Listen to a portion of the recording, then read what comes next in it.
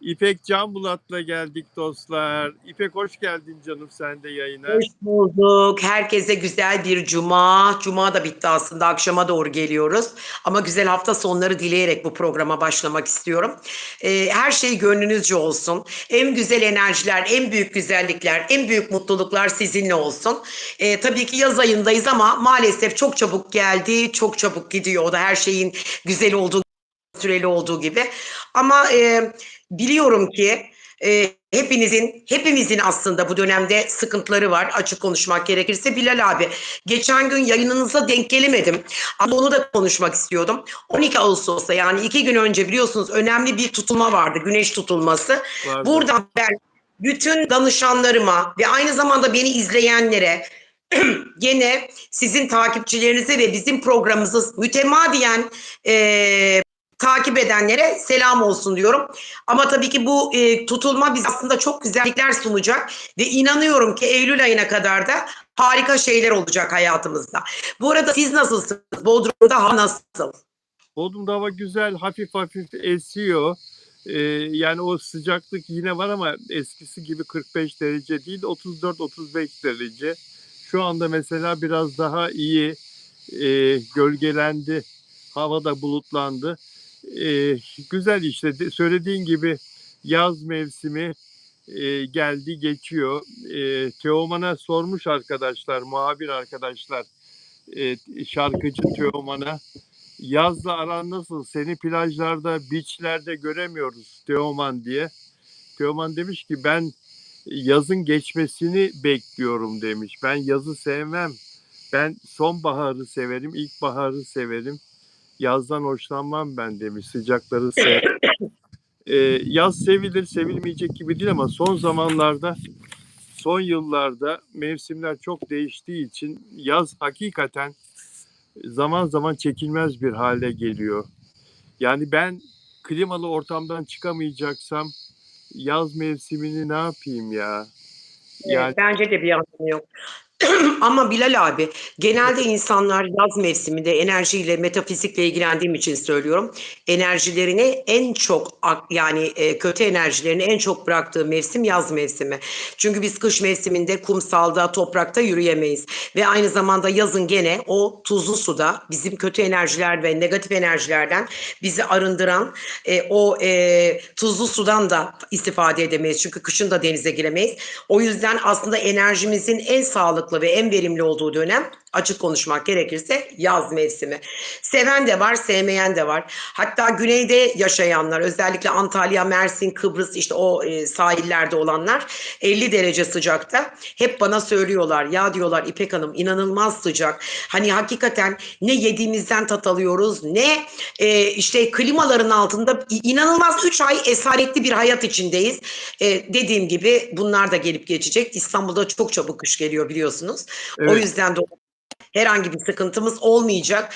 Bizim için önemli olan bu mevsimler değil Bilal abicim. Özellikle her mevsimin Allah'ın yarattığı gibi bir özelliği vardır, bir güzelliği vardır.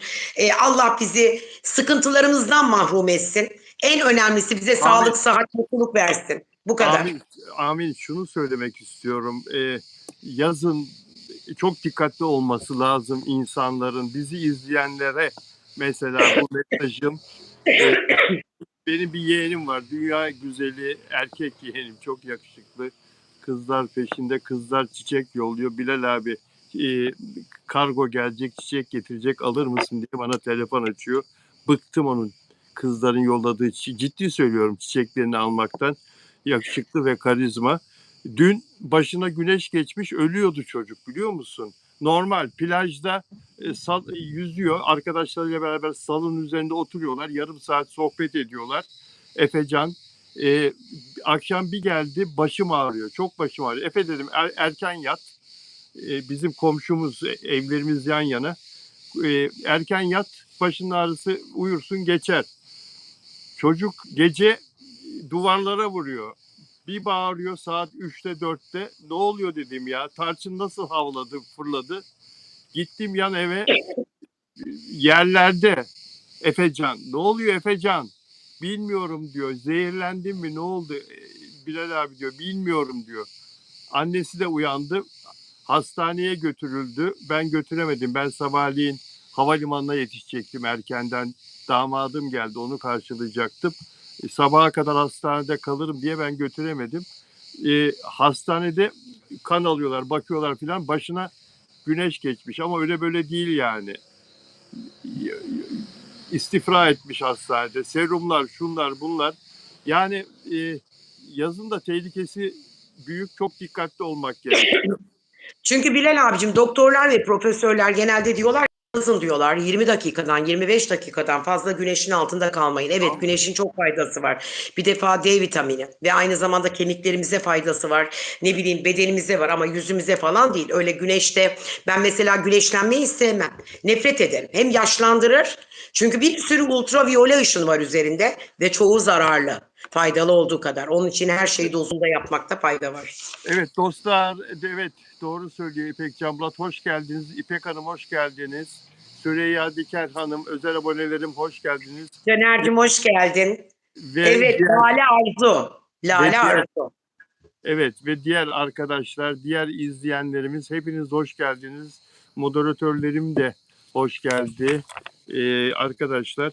Evet, birbirinden ilginç konular konuşacağız. Mert Ramazan Demir'in aldığı bu dizi teklifi ve kabul ettiği dizi teklifiyle ilgili de konuşacağız. Mert Ramazan Demir'e partner aranıyor. Ay Yapım çekecek bu diziyi.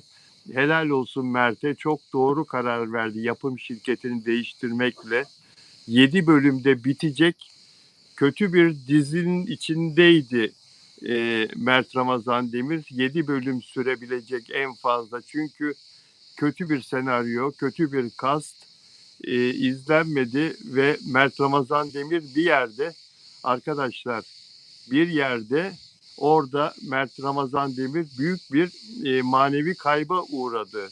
İsmi orada 7 bölümde dizisi yayından kalktı. Oyuncusu oldu Mert Ramazan Demir. O yüzden kendisi tedbir olarak yapım şirketini değiştirdi.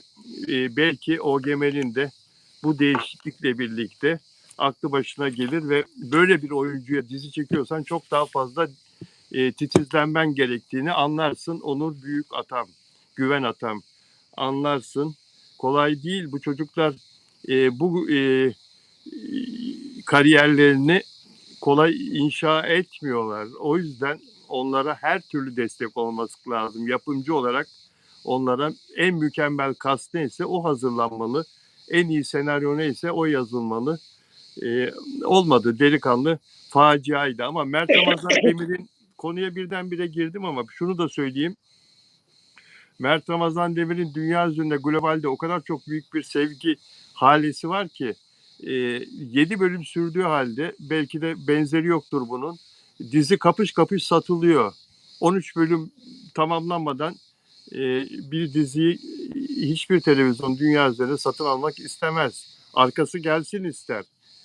Ama Mert Ramazan Demir'in ismi çok sevildiği için o delikanlı bile kapış kapış satılıyor. Peki bu konuda senin fikrini biraz sonra soracağım. Bergen'i çok severdik. Sen de sever miydin? Arabesk müziğin çok önemli bir sesiydi sevgili Bergen. Sevmez olur muyum? Tabii ki severim.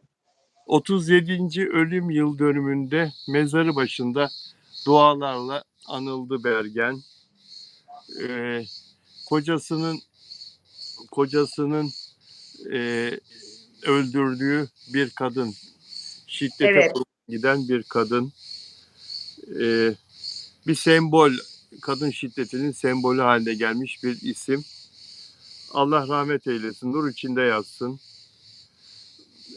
Adana'da mezarı başında anıldı dualarla. Bu konuda bir şey söylemek ister misin? Evet, söylemek isterim. Bergen'i çok eski tanırdım ben.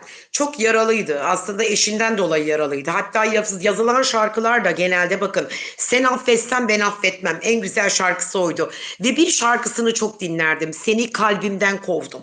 Yani aslında bir polemik içerisindeydi. Eşiyle bir sıkıntı içerisindeydi. Sonunda da zaten olanlar oldu. Ama hem seviyordu kocasını hem de o zulme, o işkenceye istinaden hala da ayakta kalmaya gayret gösteriyordu. Hatta yine öyle bir şarkısı vardı sevgisine dair. Hani yani bu kadar şiddete, bu kadar işkenceye bir de bir şarkısı daha vardı. Elinde fotoğraflarım var diye. Bak bu da çok önemli bir şarkıydı. Çok. Anlatabiliyor muyum? Elinde fotoğraflarım var. Yani bazen insanlar etle kemik olurlar. Bazı kıskançlıklar, bazı saplantılar var. Aslında eşinin de bu konuda biraz Bergen'e saplantılı olduğu ve gerçekten aslında Bergen'i anormal sevgisinden bunu yaptığını günlerce ve haftalarca ben bütün magazinlerde ve her yerlerde okumuştum.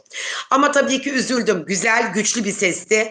Yani onun o tek gözünün kaybıyla bile o güzel enerjisini, o hayata bağlılığını, o pozitifliğini her zaman ayakta tutmaya devam etmişti. Bergen benim için çok özeldir. Şarkıları da arabeski sevmem ama çok güzel nüanslar var. Bize çok güzel mesajlar veren şarkılar olduğu için. Nur içinde yatsın, mekanı cennet olsun. Amin. Amin. Bergen'in kocası onu e, çok seviyordu ama çok tehlikeli bir sevgiydi bu. Sahneye çıkmasını istemiyordu. Saplantı. Bergen de sahneye çıkmadan yapamayacağını, şarkı söylemeden yapamayacağını defalarca söylemesine rağmen kocası Halis Serbest de bunu dinletemedi. Kaçtı, evden kaçtı Bergen. Gitti İzmir'e. Adam onu geldi İzmir'de buldu, çalıştığı gazinoda gözüne kezzap attırdı. Yüzüne kezzap attırdı. O gözü öyle kör olmuştu. Cezalandırmak için. Sen niye cezalandırırsın? Sen kimsin? Nasıl ceza kesersin? İnsan karısının suratına kezzap attırır mı? Sonra da çıkmaya devam edince tekrar eve döndü, barıştılar, seviştiler, yeniden karı koca oldular falan ama o kavgalar bitmedi.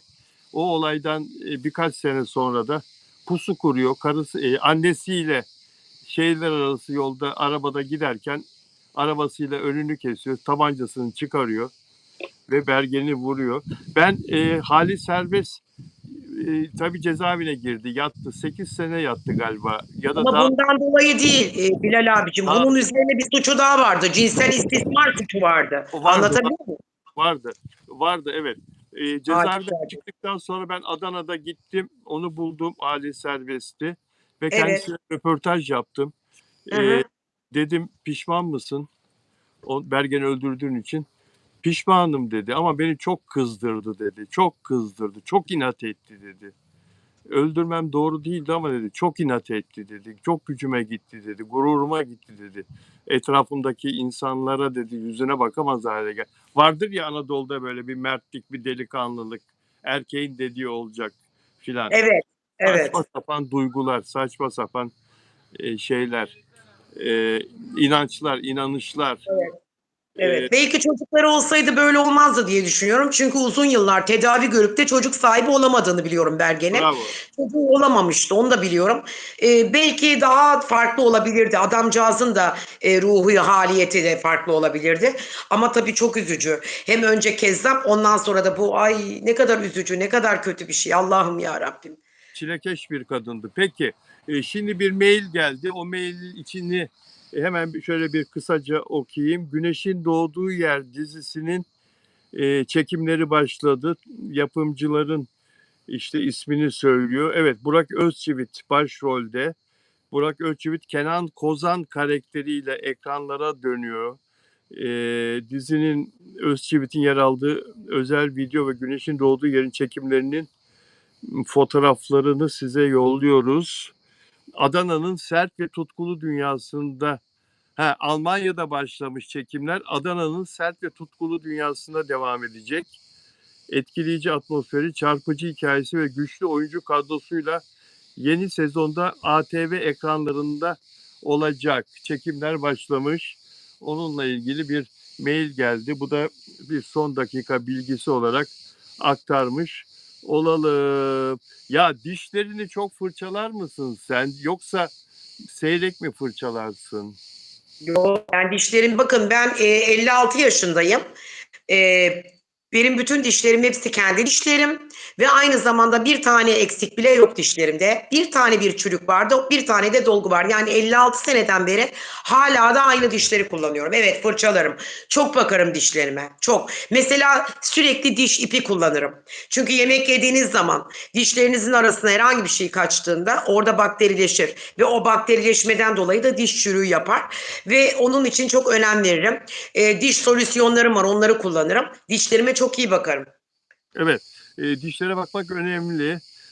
Şimdi ama çok fırçalamak da bak zararlı. Hayır, zararlıdır Çok çok. Her çok şeyin çoğu da fazla azı da zararlı. çok fazla fırçaladı. Kendini ameliyat masasında buldu. Amerika'da ünlü bir sunucu Kelly Ripa, e, 1972 doğumlu, 54 yaşında mı oluyor?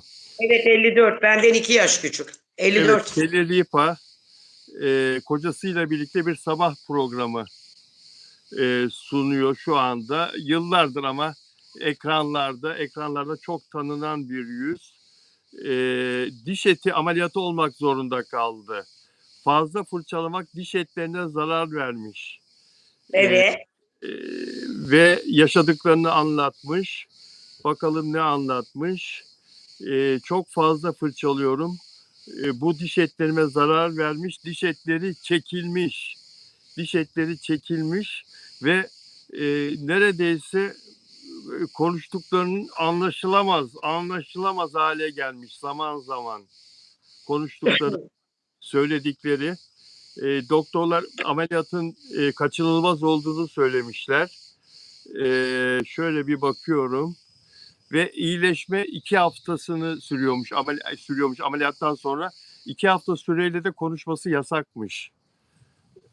Konuşmak yasakmış 2 hafta süreyle de. Aman Allah'ım. Ne dertler var. Çok fazla fırçalayınca diş etlerine zarar vermiş. Ama Ve zaten diş eti hastalıkları var ya öyle bir sürü. var İskorpit var vesaire filan falan diye zarar verir tabii. Yani çok bir şeyin çoğu da zarar, azı da zarar ama çok fazla dişleri fırçalamak iyi değil. Gerçekten diş etlerinde bütün o hatta dişlerimizin minesini bile yok ediyormuş. O ama yüzden fırçaya da dikkat etmek lazım Bilal abiciğim. Sadece fırçalamakla ilgili değil. Fırçaya da dikkat etmek lazım. tabii dişlere bakmazsanız, ayrıca dişleri temizleme bakmazsanız, bir arkadaşım mesela böbrek ameliyatı olacak. Böbreklerinde iltihap var, gelişmiş falan, ilerlemiş. Doktorlar dişlerini tedavi ettir önce. Şu ağzındaki çürükleri tedavi ettir, sonra gel. Ondan sonra böbrek tedavine bakacağız demişler. Belki de ameliyata gerek kalmayacağız demişler. Ne alakası var demiş. Dişlerimle böyle, hayır demişler. Sizin bildiğiniz gibi değil. Dişler vücuttaki diğer hastalıkları tetikler, ilerletir. Evet.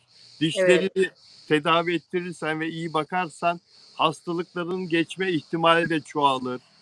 Ya bu çok önemli, hakikaten önemli. Böbrek üstü bezlerine zarar veriyormuş çürük dişler. Kalbe de, Bu kalp evet, evet. hastalıklarıyla da ilişkili, diş deyip geçmemek lazım. Peki şimdi bunları söyledikten sonra Mert Ramazan Demir'in dişleri de inci gibi be İpek ya. Tam vallahi ince, zenci dişi gibi. Nasıl güzel, nasıl Gibi güzel. dişi gibi. Zenci gibi dişi. Lidya geldi. Fransa'dan Lidya Ay burada. hoş geldin Lidyacığım, hoş geldin. Merhabalar. Lidya Dupuy bazen bana kızıyor, biliyorum Lidya. Çünkü ben haber tarafındayım işin. Evet, seviyorum Mert'i, seviyorum Afra'yı ama ben öncelikle bana çok kızanlar var. Beni seven insanlar çok. Teşekkür ederim hepinize. Öyle olmazsa en çok izlenen magazin yayını olmayız. Bazı yayınlarımız 40 bine dayanıyor bazı günler. İlginize çok teşekkür ederim.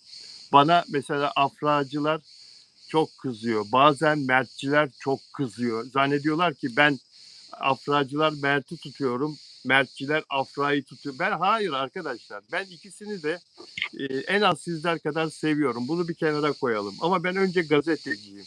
Bir yerde haber varsa ben o haberi veririm arkadaşlar. Ben masada Afra Saraçoğlu'nun karşısında Poyraz'ı otururken gördüysem, anlatabiliyor muyum? Şu gözler, bu gözler 50 yıldır bana bu mesleği yaparken ben yıllarca fotoğraf çektim. Meslekte foto muhabirliği de yaptım. Biz hem yazarız hem fotoğraf çekeriz. Biz öyle gazeteci yetiştik. Şu gözler orada oturanın Poyraz olduğunu söylüyorsa bana, çeşitli tabii, ben de kendi doğruluyorum onu, doğrulatıyorum. Başka kaynaklardan da bakıyorum. Ben Afra'nın karşısında Poyraz oturuyor diye söylerim, yazarım, paylaşırım. Yok efendim, ben uyduruyormuşum. Yok, o P değil, Poyraz değilmiş o. O başkasıymış, o başka bir adam, bir gaymiş. Ya kendinizi niye kandırıyorsunuz çocuklar? Ama ben diyorum ki mesela, bakın, dün onu yazan ben, bugün diyorum ki, ve bunu söyleyen tek gazeteciyim ben bugün. Mert Ramazan Demir'in partneri Susuz Yaz dizisinde, yeni oynayacağı dizide Afra Saraçoğlu olmalı. Ey Ay Yapım, ey Kanal D, bunu böyle yapın. Çok para kazanmak istiyorsanız, çok yurt dışına en az 100 ülkeye satmak istiyorsanız diziyi, milyonlar izlesin istiyorsanız diziyi, Afra ile Mert'i birlikte oynatın. Bundan iyi fırsat gelmez. Ben şimdi Afra'nın, Mert'in düşmanı mıyım? Ben Hayır gazeteciyim. canım. Ne alakası var? Ben bir dakika, ben doğru bildiğimi her zaman söylerim. Anlatabiliyor muyum? Ben doğru bildiğimden hiçbir zaman beni kimse çeviremez. Pardon canım benim, bir şey söylüyordun. Ama Bilal abi ben de öyleyimdir biliyorsun. Eğer bir konuda gerçekten böyle bir fikrim varsa yahut da onun doğru ve netliğine inanıyorsam iddia ederim ve tartışırım yahut inatlaşırım.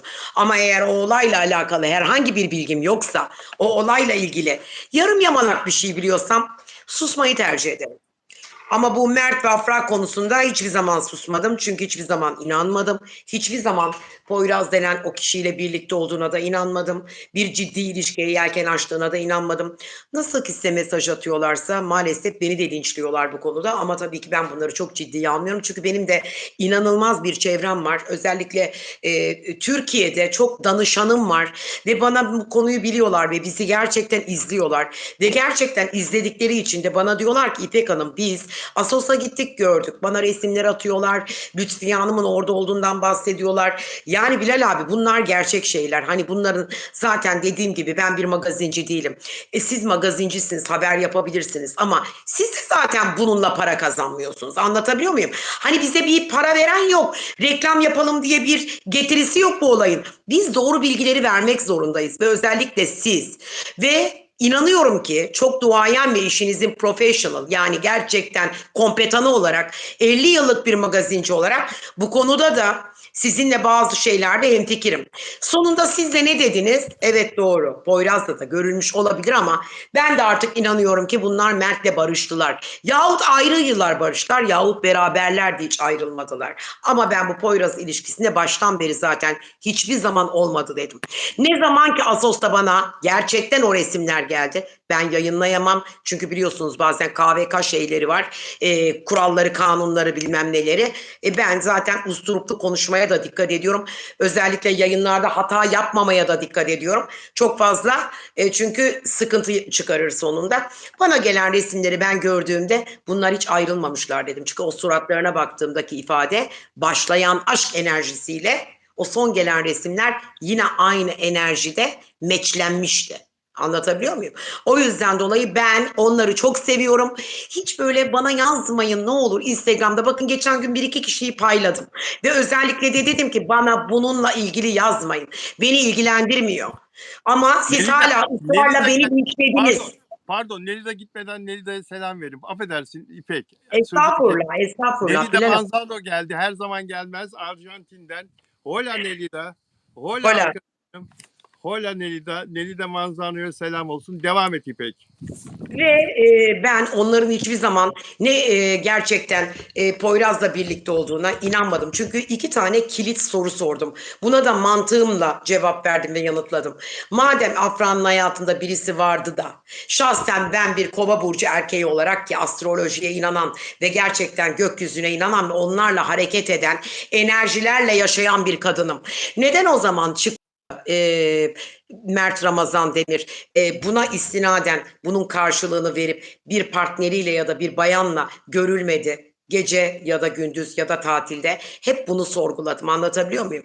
O yüzden inanmadım ben. Böyle saçma sapan asparagas haberler toplumu böyle üzmeye çalış. Yahu insanlar mutlulukla, sevgiyle varlar. Sevgi dünyadaki en güzel enerji. Peki, Ama hasetlik burada en kötü burada enerji. burada bir virgül koyup biraz sonra devam edeceksin. Şimdi konunun içine girelim. E, Tamam. Bugün konuşmamız gereken hani Mert'in oynayacağı diziden dolayı şimdi bu konuyu gündeme getiriyoruz ya bugün. Evet, Afra ile evet, Mert'in yeniden beraber olabileceği bir evet. dizide. O konuyu bir konuşalım. Ve bu diziyle ilgili, Mert'in oynayacağı diziyle ilgili bilgiyi verelim. Sonra tekrar bir uzman olarak senin kıymetli görüşlerine devam edeceğiz. E, Teşekkür ederim. Rica ederim. Şimdi ben şöyle yazdım bugün kendi sayfamda. Mert Ramazan'ın yeni dizisine partner arayan yapımcı. E, Hı. Arama kardeşim dedim. Mert Ramazan'ın yeni dizisine Hı. partner arandığını yazdı. E, Birgül Birsen gazeteci Birsen arkadaşım. Altun biliyorum. Altun Evet. Taş. Hı hı. Evet. Ben de dedim ki yapımcıya arama, Afra Saraçoğlu'nu ikna et. İki önemli yeteneği birlikte oynat ve başarının keyfini çıkart. Dayan, sırtını daya koltuğa, paralar, dolarlar gelsin. Ay Yapım gibi çok tecrübeli bir yapım. Helal olsun Mert'e.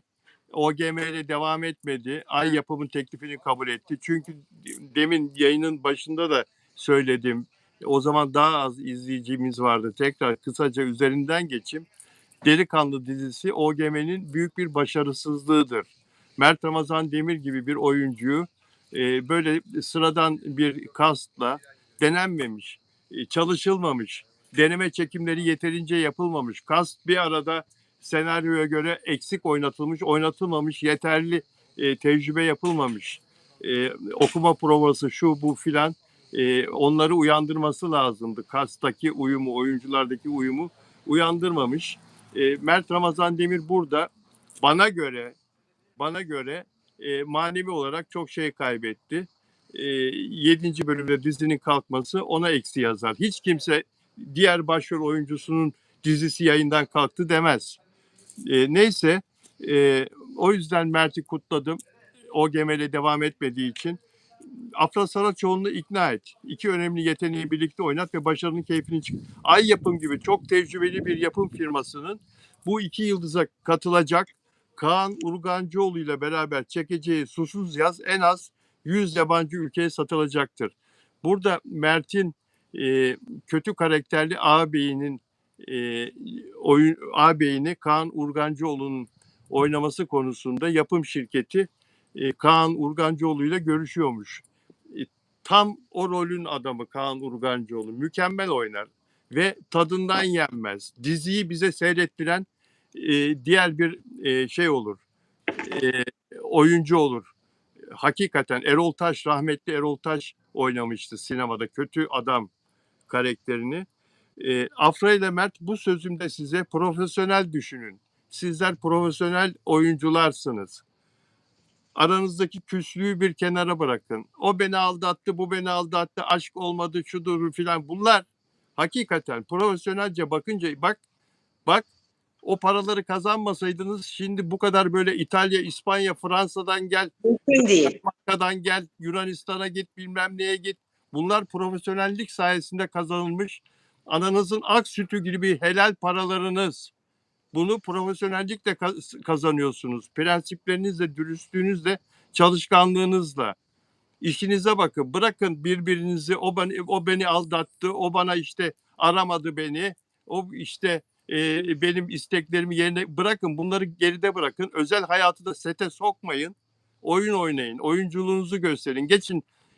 Oyun dediği zaman yönetmen kameranın karşısına geçin. Takır takır takır takır Necati Cumalı'nın yazdığı o romandaki karakterlerinizi o film Hülya Koçyiğit 16 yaşındayken o filmde oynadı.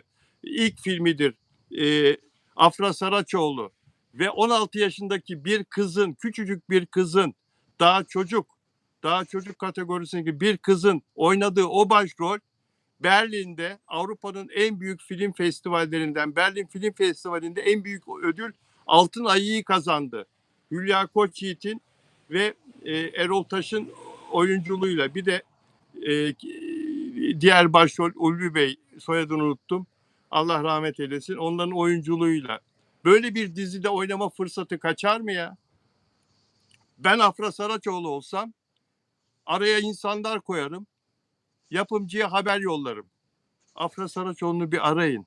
Sizden teklif gelirse kabul etme ihtimali olabilir. Ama biliyorsunuz o 3 milyon lira ister bölüm başına.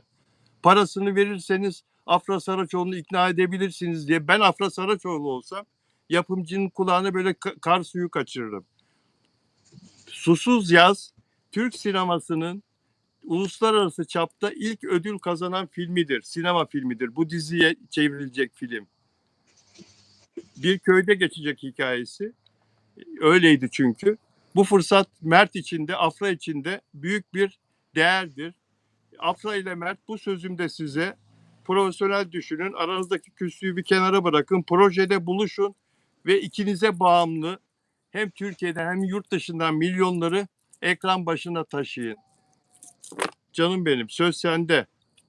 Yani ben başaracağını ve ay yapıma geçmekle harika bir şey olduğunu düşündüm.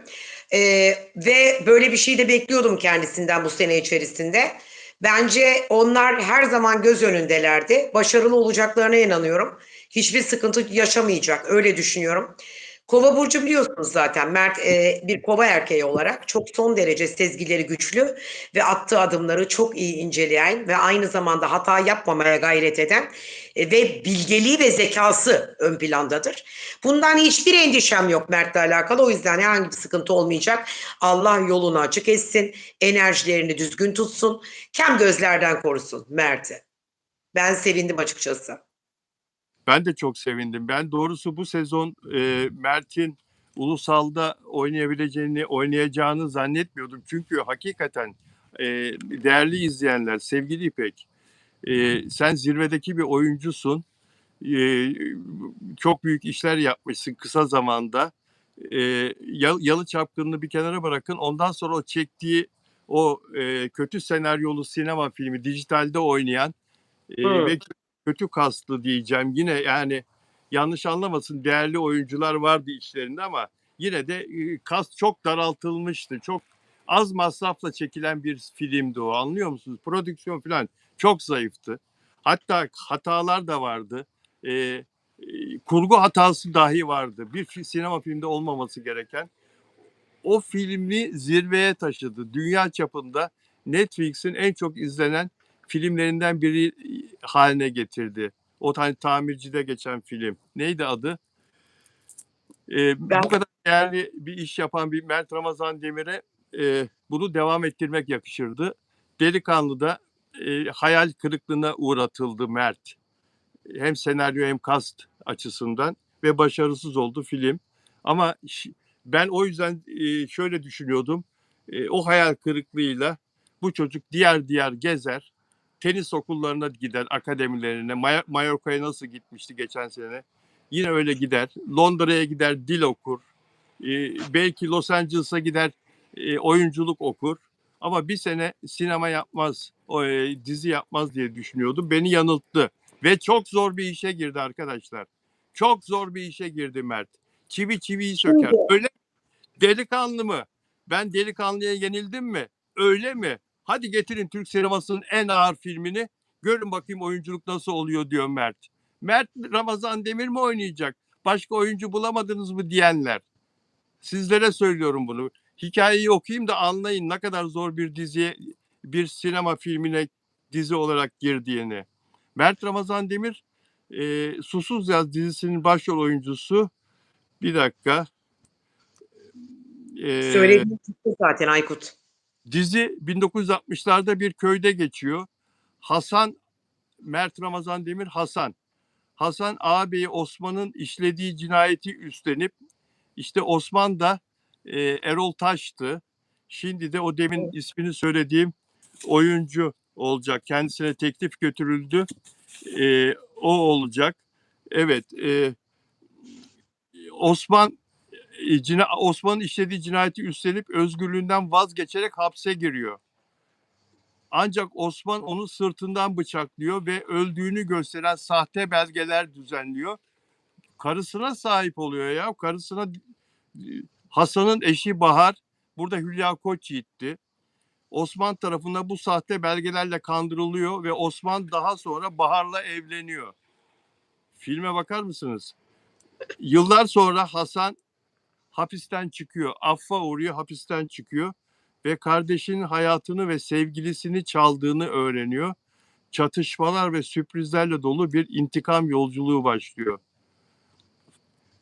Mert Ramazan Demir bu filmde, bu filmin dizi versiyonunda oynayacak arkadaşlar. Mert Ramazan Demir böyle bir yükün altına giriyor ve Osman da Kaan Urgancıoğlu olacak, ikna edilmeye çalışılıyor. Herhalde parada anlaşacaklar. En son bu işlerde para belirleyici, biliyorsunuz. Böyle bir senaryoya, böyle bir teklife, diziye kolay kolay hiçbir oyuncu hayır demez. Lale Arzu özel abonemiz, Afra'ya köylü kadının rolü cuk oturur ve çok da iyi oynar. O zümrüt gözleriyle çok güzel olur iş diyor. Merhabalar, hoş geldiniz.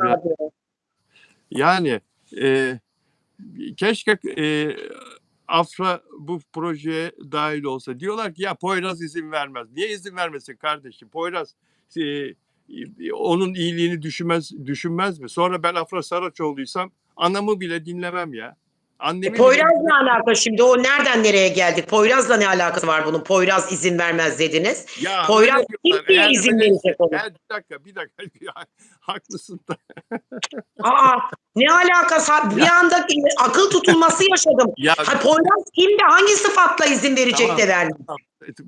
Bunları söylemen güzel. Yani hani sevgili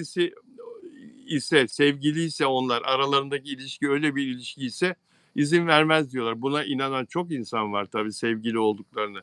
Peki sevgili olduğuna inananlar, benim de zaman zaman aklım gelip gidiyor. Lidya da sana kahkahalarla gülüyor. Benim de inananlara bir şey söyleyeceğim. Dün yine yürüyorlar Bebek'te, Arnavutköy'de yan yana köpek gezdiriyorlar. Caddede, kaldırımda yürüyorlar. Ya 10 kere yürüdüklerini gördük. Bir kere el ele görmedik ya. Bu nasıl sevgililik? Bu nasıl aşk ya? Niye el ele? O zaman bana itiraz ettiniz daha önce bu konuyu Ece Erken ilk açıkladığında. Ben hayır böyle bir şey yok, ben onların doğum haritalarını biliyorum, ezberledim dediğimde böyle oldu. Şimdi gelelim başka bir şey söyleyeceğim. Bana sizin programınızı izleyen, geçen gün YouTube'da da alttan yazan o her kimse buradaysa ona ben gülücüklerle güzel enerjiler gönderiyorum, beni eleştirmişti. İpek Hanım, dediğiniz çıkmadı maalesef. Mert çok iyi yerlere gelecek demiştiniz dedi. Ve dedi hiçbir dizi yok, bir şey yok ortada. Bir başarısızlık var, gördünüz mü demişti. O Mert'in düşmanı kimse. Buradadır o muhtemelen. İsmini unuttum, Instagram'dan bulacağım. Bana oradan da yazmıştı. Şimdi kendisine buradan selam sevgilerimi gönderiyorum. Güzel kardeşim.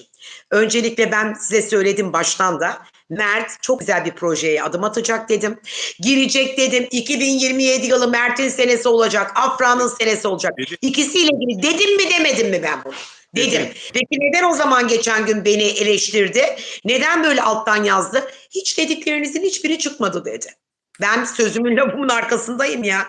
Nasıl çıkmadı? Çıktı işte. Tek tek çıkıyor. Sevgililer dediniz. Baştan söyledim, görürsünüz dediniz. Hepiniz, herkes iddia etti. Bir tek ben kararlı bir şekilde konunun başlangıcından bugüne kadar her zaman itiraz ettim. Doğru mu? Libya. I love you so much. Teşekkürler. Ya anlatabiliyor muyum? Komik şeyler. Bir de hangi sıfatla izin verecekmiş de. Yani Afra zaten yapacağını yapar. Bunun alakası yok. Yani Afra kimseden izin almaz. Özgür ruhlu bir karakter. Yay ve aynı zamanda Ramazan Demir de kova. İkisi de özgürlükçü oldukları için zaten bir noktada anlaşamıyorlar. Karakteristik özellikleri farklı. Yani iki insan kardeş olur, anneler iki karakter. Hatta ikizlerin bile karakterleri aynı değildir. Çünkü ikizler de aynı anda anne karnından çıkmazlar. O aradaki 2 dakika, 9 dakika çok şeyleri değiştirir hayatında. Gökyüzü çok şeyleri, doğum haritasının iki ikizinde aynı olmadığı danışanlarım var benim. O yüzden karakterler farklı. Anlatabiliyor muyum? Bilal abicim, Evet. ben çok mutluyum. Ben ayakta da alkışlayacaktım Mert'i. Ben böyle bir şey bekliyordum zaten. Çok sevindim. Allah gerçekten yolunu açık etsin ve ay yapıma geçmesine de ayrıca sevindim. Evet, inşallah başarılı olacak, inşallah. Tüm dileğimiz bu konuda Mert'in başarılı olması öncelikle. Peki, arkadaşlar beğen yaparsanız çok mutlu oluruz. Ve abone olarak bizi izlerseniz de seviniriz. Haftada 7 gün tek magazin yayını bu kanal ve Türkiye'nin YouTube'da en çok izlenen magazin yayını. Hemen hemen magazindeki gündemdeki her konuyu konuşuyoruz, tartışıyoruz ve bizi izleyen çok sayıda Afra seveni, Mert seveni olduğu için de hemen her gün onları da yine konuşuyoruz. Bu arada dilerseniz özel abone de olabiliyorsunuz arkadaşlar. Süper chat, süper teşekkür ve süper etiket de yollayabiliyorsunuz. Bir de şimdi YouTube'da yeni bir uygulama başlamış. Mücevher de yollayabiliyorsunuz. Hediyeler de alıp gönderebiliyorsunuz. Aa, yeni duydum bunu. Atayım hemen Evet, sana kredi kartından yükleyip. teşekkür ederim. Böyle Yani. bu uygulama da başlamış. Dilerseniz böyle katkılarda da bulunabiliyorsunuz. Ben canlı yayında bazen konuşurken göremiyorum yazılanları arkadaşlar. Dikkat edemiyorum. Ümit Aydın, Uçan Adam, YD Ankara, YD ANK, Tu Epliş. Bu arkadaşlara da özel olarak teşekkür ediyorum. Kendileri süper chat, süper teşekkürle katkıda bulunmuşlar. E, Bana YouTube bu bildirimi yolladı. Ben burada onları göremediğim için, elbette buraya da düşmüştür. Göremediğim için anında teşekkür etmeyi ihmal ettim ama şimdi ediyorum. Çok teşekkürler arkadaşlar katkılarınız için. Peki Bilal şimdi abicim, yazıları okuyor musun peki? Alttaki yazıları. Diyor ki Türkay Tokdemir, İpek Hanım, siz Afra Mert beraber diyorsunuz. Bilal Bey Poyraz izin verir mi diyor. Zaten bunu tartışıyoruz, şimdi siz de evet, konuyu bakın kaçırdınız. demin söyledim tekrar söylüyorum arkadaşlar. Demin anlattım tekrar söylüyorum ve bunu defalarca da söyleyeceğim çünkü defalarca da söyleme ihtiyacı ortaya çıkıyor. E, Afra ile Mert'i çok seviyorum. Onların sevgili olduklarını bundan 4,5 sene önce ilk söyleyen benim gazeteci olarak. Bölüm 3 ben Beyaz Magazin programında Afra ile Mert Yalı Çapkını bölüm 3 arasında bir ilişki var dedim. Ekrandan bana geçen yani Seyfer olarak geçen değil Afram olarak geçen daha o zaman Afram lafı falan yok. Afram'ı da koyan benim. Ben bunu sezinledim. Yani tecrübe deyin, öngörü deyin. Ben yıllardır bu işi yapıyorum. Ben Türkiye'nin en çok izlenen magazin programını yaptım. Bunu hiçbir zaman söylemem. Paparazzi programını babalarınıza, annelerinize sorun. 1994 ile 2000 yılları arasında Türkiye'nin en çok izlenen magazin programı. Altın Kelebek ödülünü 4 sene üst üste aldık biz arkadaşlar. Altın Kelebek ödül Kiminle kazan yapıyordunuz Bilal abi o zaman? kazananların listesine bakın. Altın Kelebeğin web sitesine girin. Paparazzi programının ismini göreceksiniz. En iyi magazin programı 95 işte 96 97 o yıllarda. E, Benim işim bu. Yani ben ekranda bir yüzü gördüğüm zaman onu izlediğim zaman mimiklerinden ne düşündüğünü anlayabilirim. Nasıl e, İpek'in işi de öngörmekse benim de işim mesleğimle ilgili bazı detaylarla ilgili fikir ileri sürebilirim rahatlıkla. Ben şunu söylemek istiyorum. Doneler, deliller, videolar, fotoğraflar bana Afra ile o P'nin yakın olduğunu gösteriyorsa ve aralarında ilişkinin bir kanka ilişkisi ya da sevgili ilişkisi böyle çok sınırda çok çizgide ama sevgili ilişkisi daha ağır basıyor. Hiç kimse sevgilisi olmayan bir insanla 6 yurt dışı seyahatine gitmez arkadaşlar 4 ay içinde ya. Bunu bana nasıl anlatacaksınız? Ha yani Diyeceksiniz ki Poyraz'la bir ilişkisi dakika, mi bir var dakika, bir diyorsun? dakika, bir dakika. Diyebilirsiniz ki şöyle deseniz anlarım. Adam Vehbi Koç, onunla beraber 3 ay içinde 4 ay içinde yurt dışına giden kişi de onun yakın koruması. Anlatabiliyor muyum? Bunu anlarım. Bunu anlarım. Adam Vehbi Koç'un kızı, yanında da babasının ona verdiği yakın koruması. O da kadın olur zaten. Kadın koruma olur. Anlarım ben bunu. Anlıyor musunuz? Öbür türlü bana anlatın ya. Poyraz onun erkek sekreteri mi? Poyraz onun menajeri mi? Afra'nın menajeri olarak biz o kadını biliyoruz. Poyraz onun şoförü ise yurt dışında ne işi var yanında? Bana diyorsunuz ki maaş alıyor, yazıyorsunuz maaş alıyor, maaşlı elemanı. Tamam maaşlı elemanı. Nasıl ispat edeceksiniz? Havada kalıyor. Laf havada kalıyor. Havada kalıyor. Kankası, kanka nereye kadar? Kanka, kadının kankası kadın olur ya. Vardı bir Hayır, tane. hiç böyle bir şey Vardı yok. bir tane. Vardı bir tane öyle kadın. Kadının kankası kanka olmaz, kanki olur, kanki. Ya Erkeklere kanka ya denir.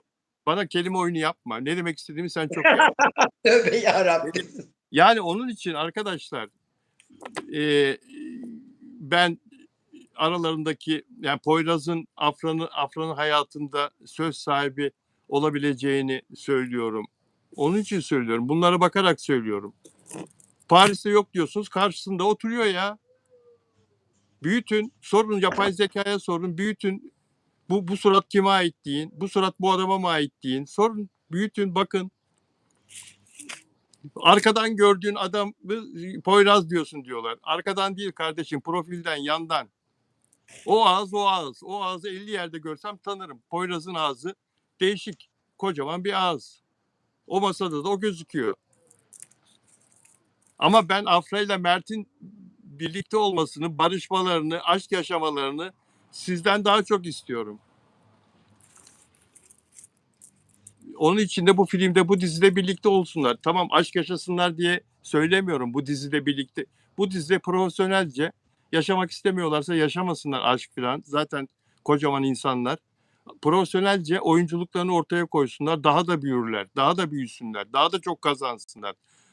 Yapımcı da kazansın, kanal da kazansın. Bizler de harika bir dizi seyredelim. Ben bunun için istiyorum. İnşallah. İnşallah. İnşallah. İnşallah. Evet arkadaşlar. Teşekkür ederim. Beğeniyorsanız memnun oluruz dostlar. Ve bizi abone olarak izlerseniz de bize katkıda bulunursunuz. Ya Tarık Mengüç'e çok üzüldüm. Şarkıcı Tarık Mengüç 52 yaşında ve bağırsağında kitle tespit edildi. Ameliyatla kitle alındı. Parça da tahlile yollandı laboratuvara. İnşallah tehlikeli bir durum çıkmaz. Karısı çok üzüldü sosyal medyada.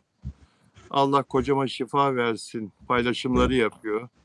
Seni bana ve evlatlarımıza bağışlasın paylaşımları yapıyor. Ama bazı bağırsakta bazı kitleler hakikaten tehlikesiz de çıkabiliyor.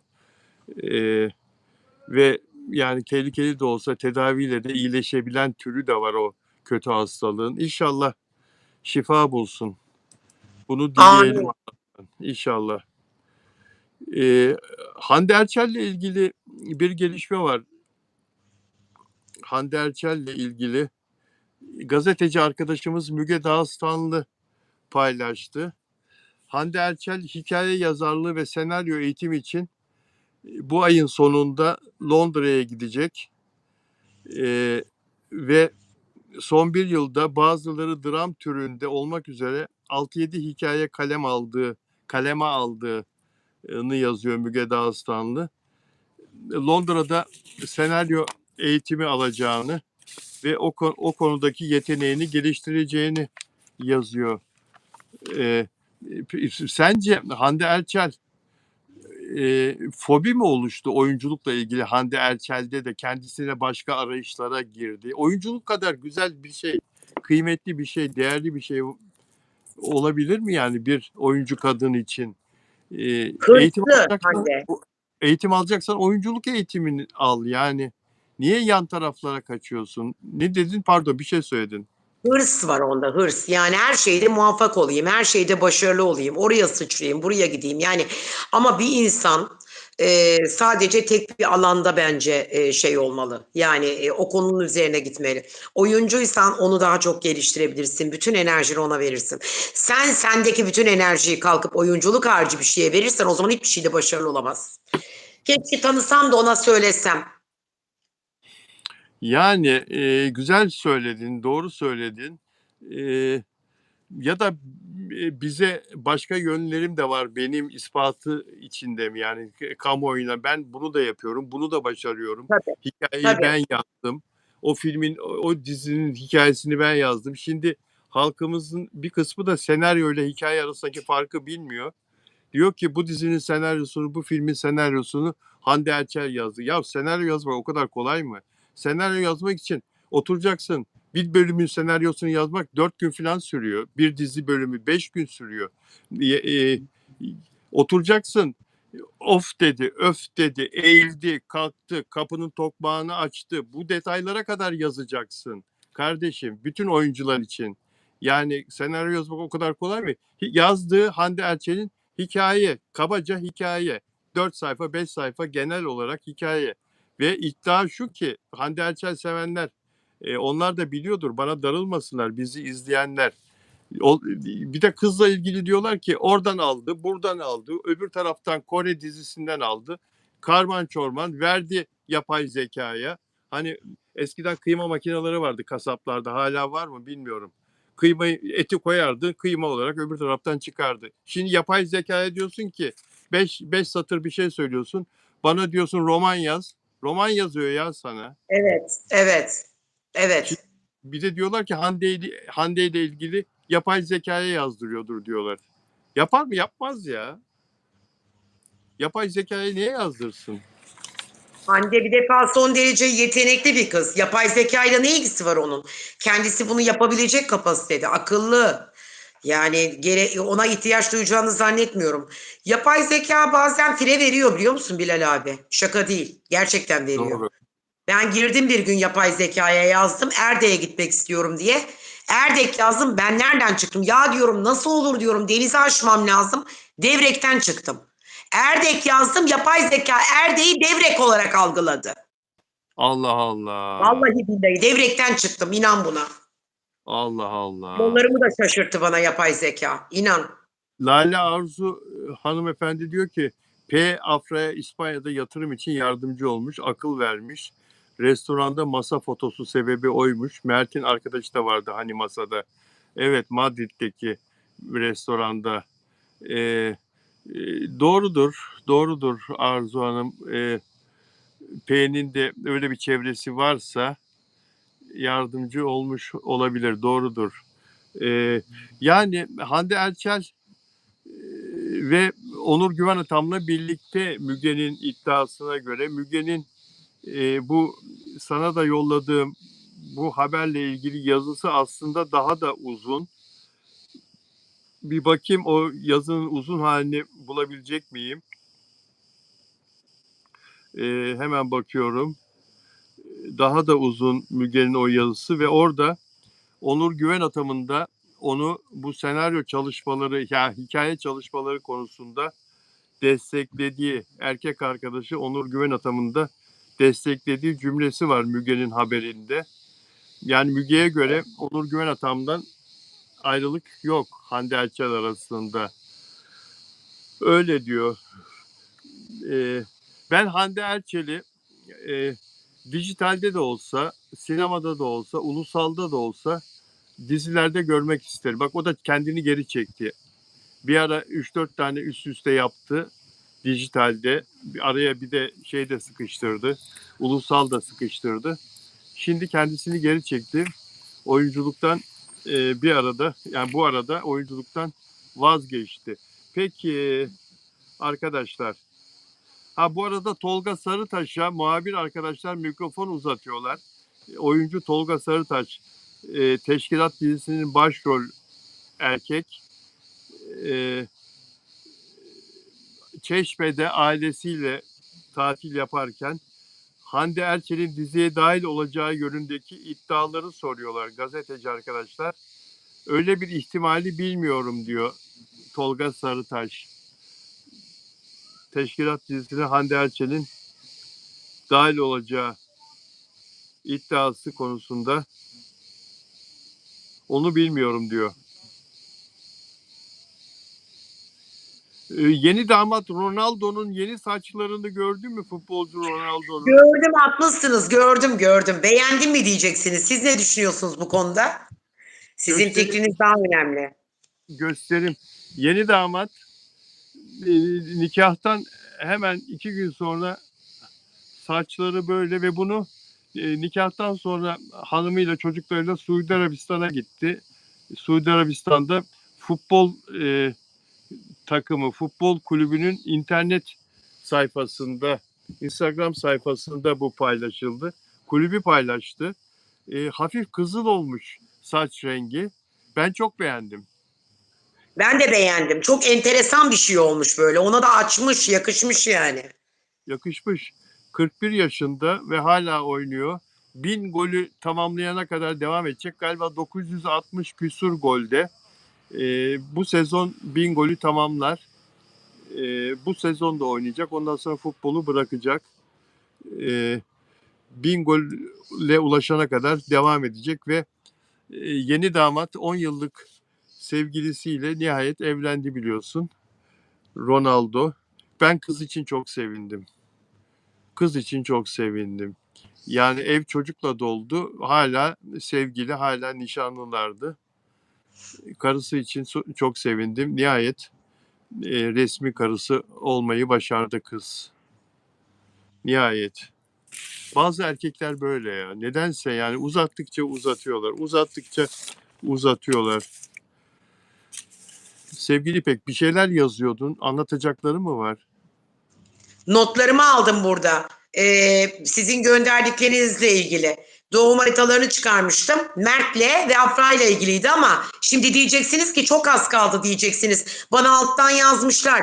İpek Hanım, siz ne hissediyorsunuz? Sizi Evet, bir astrolog olarak fikirlerinize çok inanıyoruz. Ne düşünüyorsunuz? Sezgisel olarak demişler. Ben de onlarla alakalı demin baktığımda notlarımı tabii ki çıkardım. Peki, Özellikle bir dakika. Yarın Hı. müsait misin? Yarın yayına evet, gelebilir misin? müsaitim tabii ki. Tabii ki Tamam. müsaitim. O zaman yarın yayını bununla açalım. Bu Tabii bilgilerinle ki açalım. açalım. Tabii Yarın ki. Bir de benim boynumdakini sormuşlar. Evet, Ha, takmam normal. Yok hayır, İsa falan değil. Ben Müslümanım. İsa değil bu, hayır. Bu çok özel bir şey. Bu Santa Muerte diye bir şey. Özellikle Malezya'da ve Amerika'da çok önemli. Çok eski bir ilahiyatçı. Rahmetli oldu. Nur içinde yatsın. O bana söylemişti. Ben de özel kuyumcuma yaptırmıştım. ilahiyat profesörü mü bunu söyleyen? Bilim insanı Rahmetli, mı? evet. Evet, inançları vardı onda. Çok inançlıydı. Arif İsmi de- Hoca. Arif Aslan. Bu Uçan Kuş TV'de Lerzan Mutlu'yla birlikte yayın yapardı. Allah Ve rahmet ben onu, evet, tanırsınız, siz bilirsiniz zaten onu. O bana söylemişti. Çünkü sende çok değişik güçler var demişti. Kendinin korunması lazım. Yani korunman lazım İpek. Kendini koru demişti. Tamam oldu dedim ben de ve dolayısıyla bunu özel yaptırmıştım. Çok özel bir şey çünkü burada 3 tane şey var Bilal abicim. Dur şöyle koyayım. Tam şarjım bitiyordu, nazar oldu. 3 tane üstünde bir tanesi görüldüğü gibi tırpan var. Bu tırpan benim Adamı tırpan adamı şey yapıyor. Anladım. Gittin yayından gittin. İpek gel canım. İpek sağa sola dokunma İpek. İpek Canbulat'ı tırpanladı kolyesi değerli dostlar. İpek Canbulat. İpek kolyeyi anlatırken kolyenin uğursuzluğu İpek'i çarptı. Aman duymasın İpek'e söylediğimi. Geri aldım sözlerimi. İpek neler konuştum senin arkandan. ne oldu? Neler söyledim. Kolye dedim İpek'i çarptı. İpek yayından düştü. Kolye. Ay, çarpmaz. korur her zaman. Şimdi sordukları için söylüyorum. Üstünde 3 tane done var bunun. Herkesin bir koruması vardır. Ben artık, yani inandığım için bu benim hayatımın en büyük enerjisi. Üstündeki tırpan negatif enerjilerden arındırıyor beni ve hayatıma yenilik katıyor. Kötü enerjilerden arındırıyor ve bu aslında tehlikeli, yani tehlikelere karşı adanmış kişileri korur. Dolayısıyla benim de biraz psikik güçlerim yüksek olduğu için en altta şurasında da bir baykuş var. Bu da benim enerjilerimi yükseltiyor ve dolayısıyla sezgilerimi ve bilgemi güçlendiriyor. Yani sizlere daha iyi yardımcı olabilmem açısından. Bir de burada bakın terazi var gördüğünüz gibi. Bu da aslında eşitlik, adalet, dengeyi sağlıyor. Yani hepimiz eşitiz. Hepimiz aslında bu dünyada bazı şeylere sahip olabiliriz ama yaratılırken hepimiz eşit yaratıldık demek istiyor. Yani benim aslında bütün enerjilerden, kötü enerjilerden, kem gözlerden koruyan çok büyük enerji kaynağım. Nur içinde yatsın Arif hocam. Arif Verimli çok değerli bir hocaydı. Gerçekten çok Arif da Verimli değil. Arif Verimli ay psikiyatrist. ay Arif, Arif Aslan bak Arif görüyorsun değil mi? Aslan, Allah rahmet eylesin değerli hocamıza. İpek, Yatsın. seni Söyle. seviyorum. Seni Ben de çok seviyorum. seviyorum Çok sizi. teşekkür Çok ederim. Bir ben saat de yayın teşekkür yaptık. ediyorum. Sağ olun. Yarın saat 18'de buluşacağız yine. Tamam. Görüşmek üzere. Görüşmek Her ikinize üzere. güzel hafta sonları. Her şey gönlünüzce olsun. Hoşça kalın. Bay bay. Dostlar görüşmek üzere. İyi hafta sonları. Sevgiler herkese.